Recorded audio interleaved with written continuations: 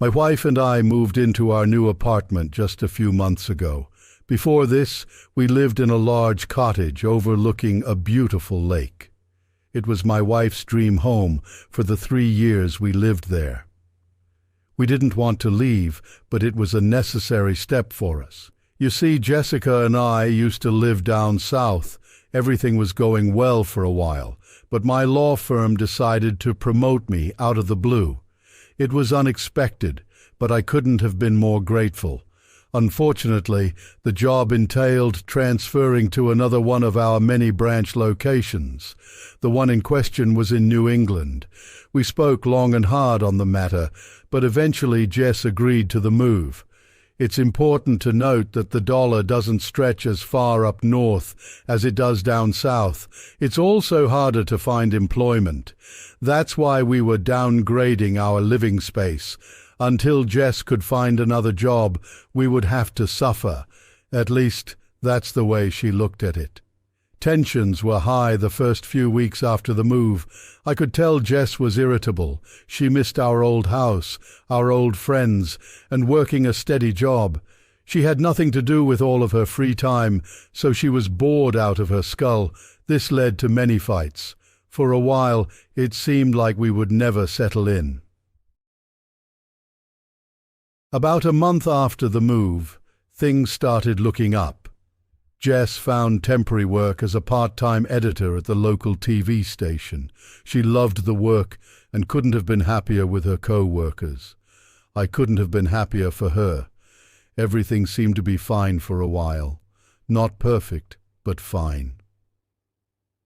This was when the sleep-talking began.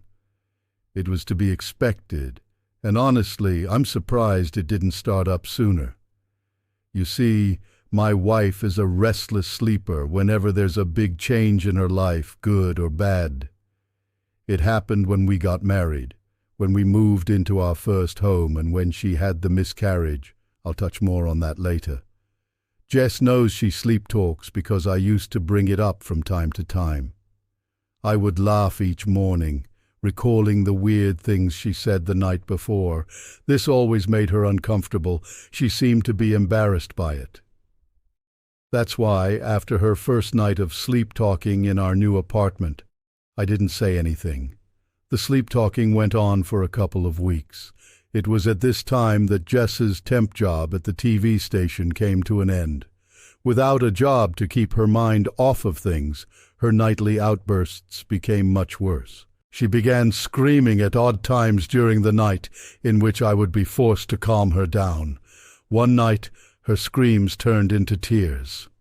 As she was crying, she said something I'll never forget. "I wish you were dead." I knew my wife was asleep, but as I sat there by her side, calming her the best I could, I felt the need to press the matter. "You wish who were dead, Hun?"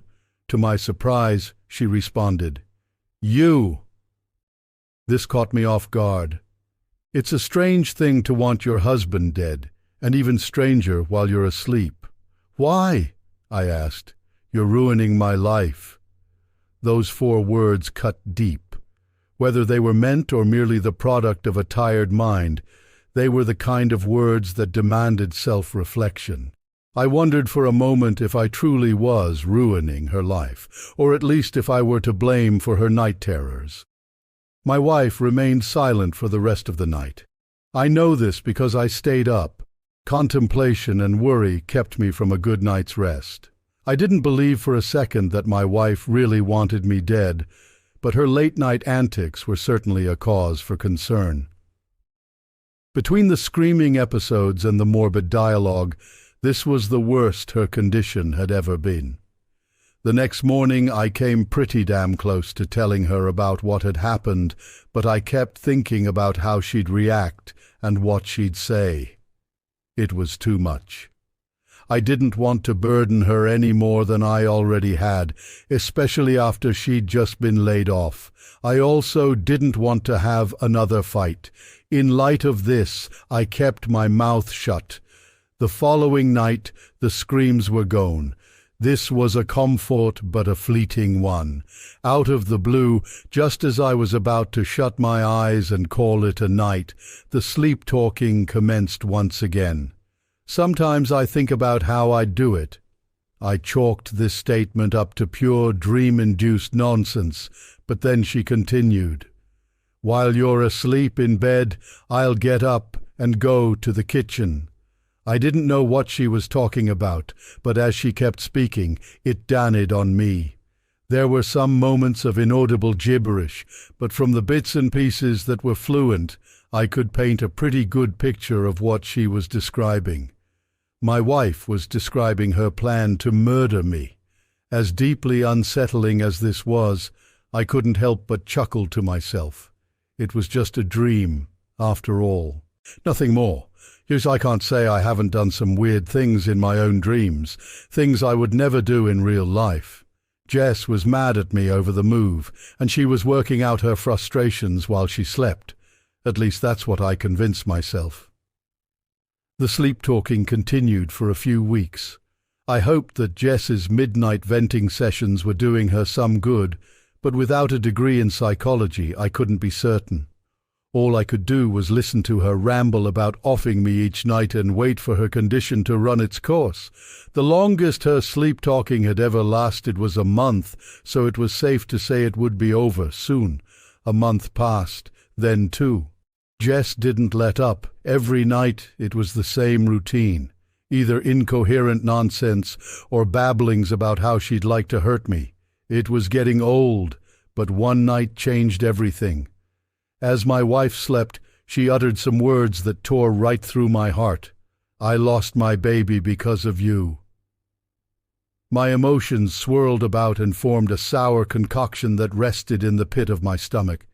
This time, I had to know what she meant. What do you mean, hon? There was a brief moment of silence, but eventually Jess offered me an answer. There was some more gibberish mixed in, but she was able to get her point across. You made me want kids. You put life in me. Now I'm alone. This struck a nerve and caused a few tears to roll down my cheeks. It was my idea to have a kid. Jess never wanted children, but she made herself want them for me. That's why, after the miscarriage, I was surprised to find her absolutely devastated. I had no clue how much she'd warmed up to the idea of having a baby. My tears were interrupted by more sleep-talking, of the worst variety. I will kill you. I promise. That was the last thing she said all night. It's been roughly a week since my wife made that promise. As disturbing as that threat was, I could have easily brushed it off with the rest, assuming it too was the product of stress and was nothing for me to worry about. Unfortunately, I can't stop worrying about it. Jess is scaring the crap out of me. I'm now taking short naps and sleeping with one eye open, and it's all because of one thing. Now she's sleepwalking.